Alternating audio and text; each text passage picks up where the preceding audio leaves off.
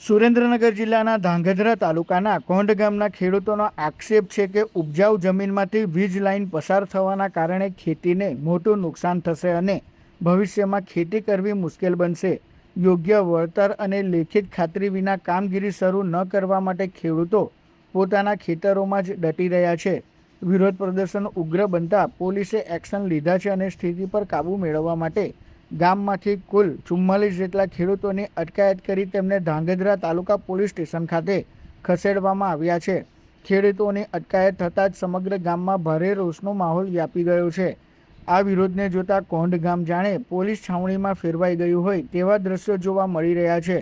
સુરેન્દ્રનગર જિલ્લા પોલીસની એક વિશાળ કાફલો ગામમાં તૈનાત કરી દેવામાં આવ્યો છે, જેમાં જિલ્લા પોલીસ વડા, એએસપી, ડીવાયએસપી અને પીઆઈ સહિત અલગ અલગ પોલીસ મથકોના અંદાજે 400થી વધુ પોલીસ કર્મચારીઓ સુરક્ષા વ્યવસ્થામાં ગોઠવી દેવામાં આવ્યા છે.